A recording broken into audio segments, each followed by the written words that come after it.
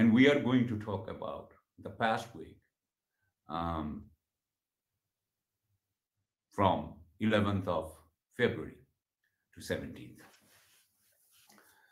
Before we go on, I wanted to give you a very brief background that Bangladeshi people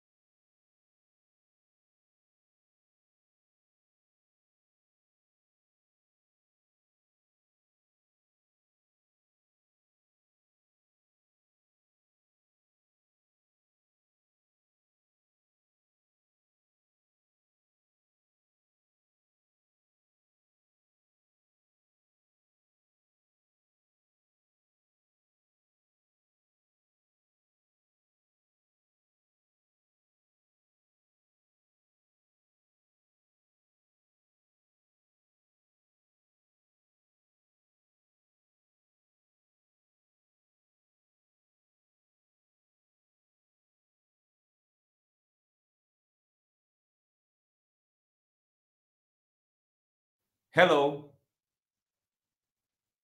ladies and gentlemen. Welcome to Bangladesh Weekly Round. SAQUIB Ali, your host in this program. Today is 17th February 2023, and we are going to talk about the past week from 11th of February to 17th. Before we go on, I wanted to give you a very brief background that Bangladeshi people are trying to come out of a 14-year-long authoritarian rule. And so the political developments is the most important in our country at this point. The government is also in the midst of a foreign exchange crisis.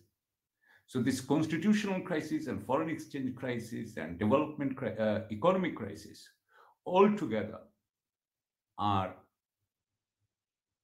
connected in. So in this backdrop, we start the past week.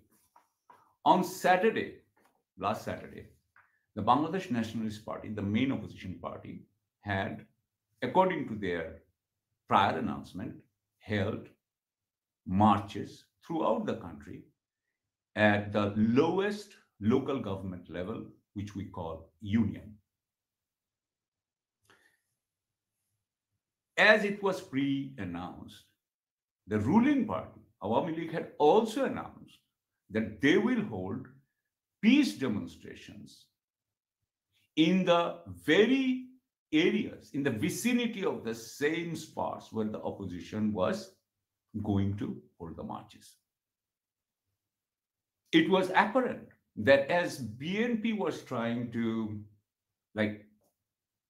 get their grassroots excited, spirited in the struggle against this authoritarian rule, they wanted to foil those marches so that the grassroots could not be energized. This we can also see from a statement from our planning minister, who is otherwise a gentleman. And he had said that BNP grassroots will have to be eradicated or will be eradicated. What kind of language is that? And I think that a gentleman like our planning minister, when he says these things, it only shows that the environment he's in, that is so intolerant, that is so undemocratic, that those are the kind of statements that is valued in that organization. So, given that backdrop, the context, we can see that naturally there was a lot of disturbances on Saturday. In many of the places, the went off peacefully, but in many places, there was violence, one-way violence that ensued when the police and the ruling party workers fell upon the opposition activists in over 50 spots as per the Bangladesh Nationalist Party's claim. Over 300 was injured, arrested over 200, police baton charged, arrested opposition activists, dispersed them, while the ruling party activists fell upon these opposition activists and then afterwards ransacked their offices.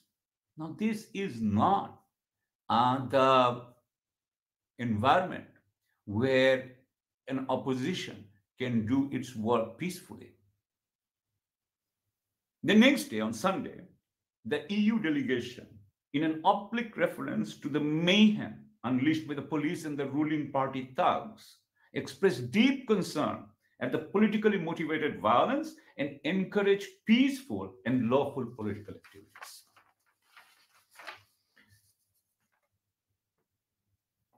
On Monday, the next day, the Chief Election Commissioner of Bangladesh declared that the ruling party candidate for our next president had been elected unopposed. Mr. Muhammad Shahabuddin, a former judge, sessions and district judge of our lower judiciary at the highest rung of the lower judiciary, and who later became a commissioner in the Anti-Corruption Commission, he is going to become the next president of Bangladesh. Mr. Shahabuddin, in his student life, was a district president of the student wing of the ruling party. He was also later on the leader of the youth wing of this party. After the assassination of Sheikh Mujibur Rahman and his family, he was supposedly, we were told that he was in jail for some time. So he he is a very partisan person.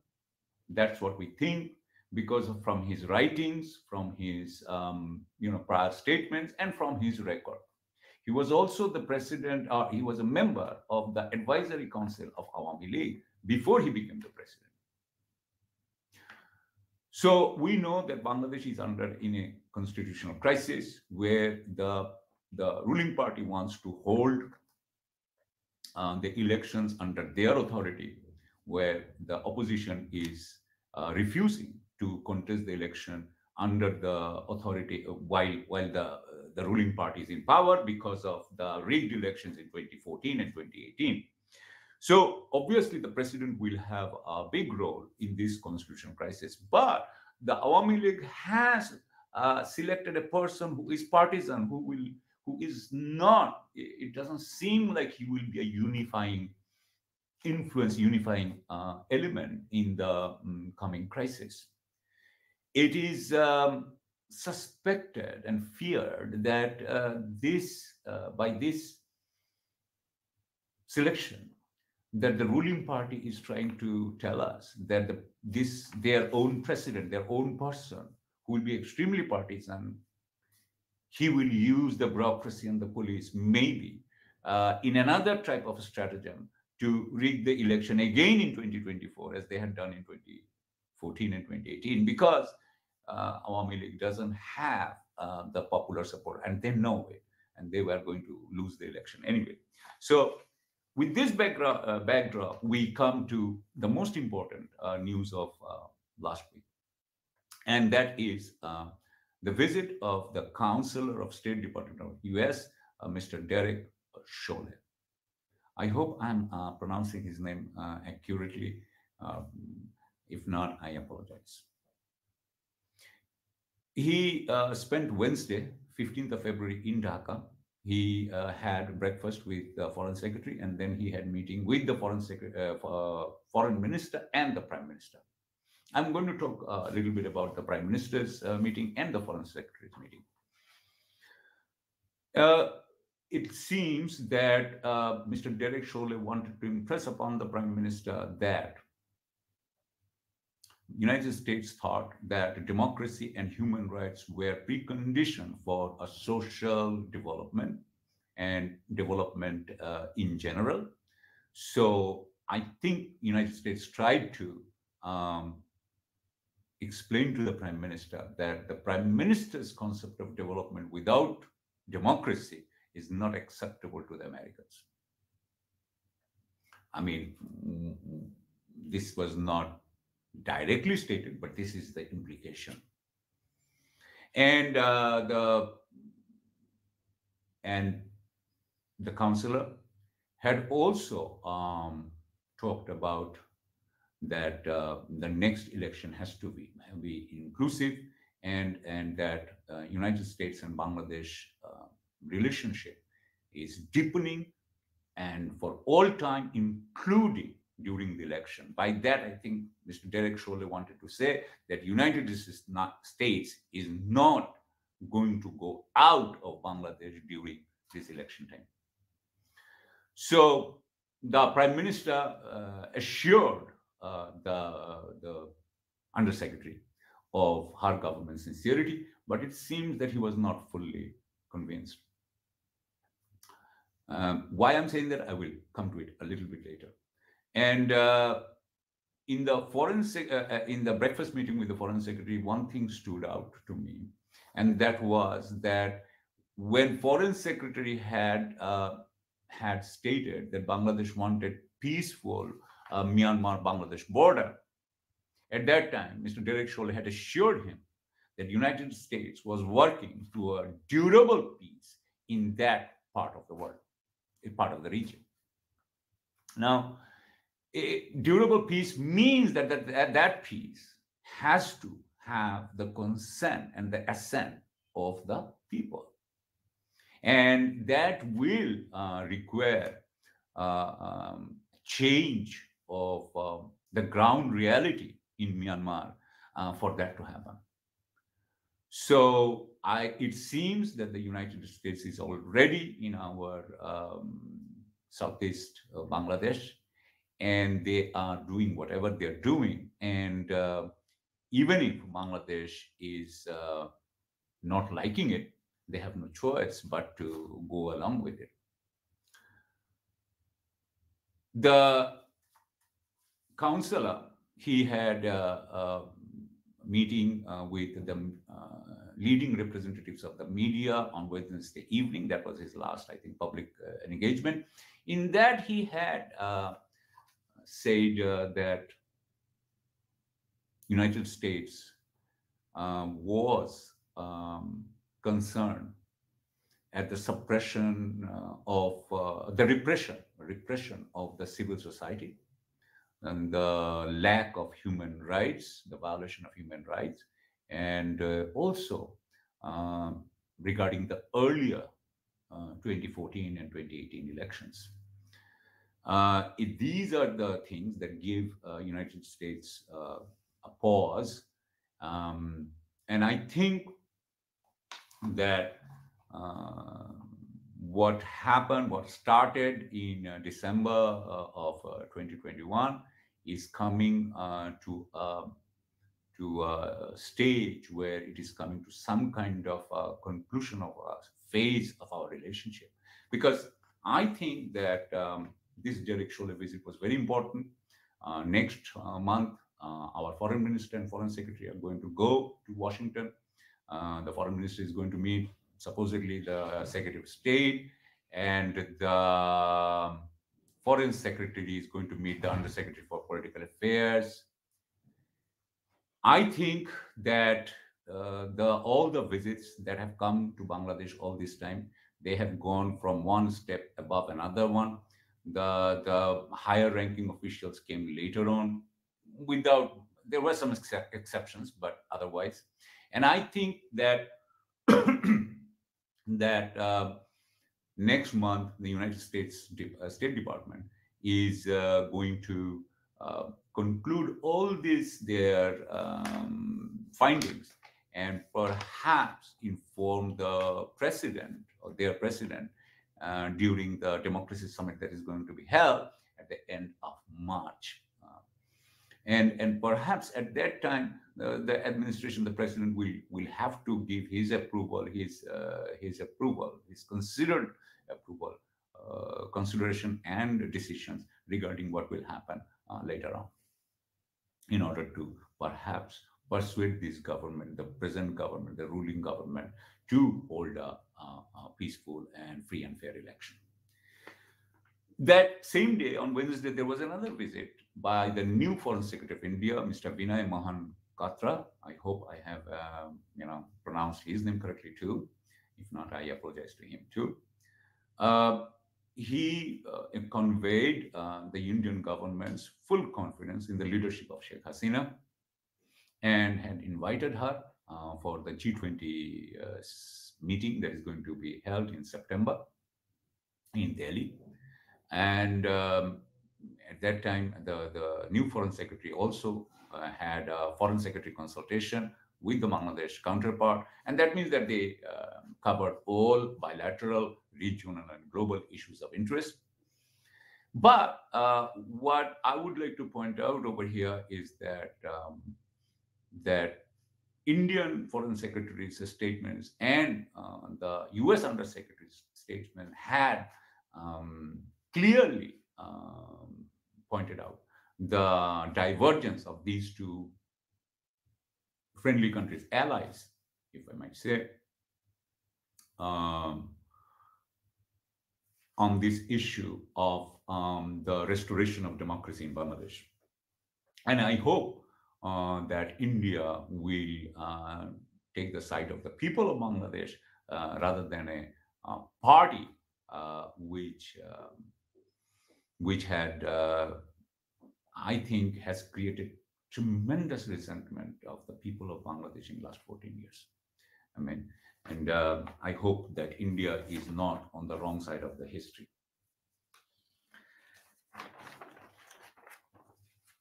I have to talk about two more things, because these two were important.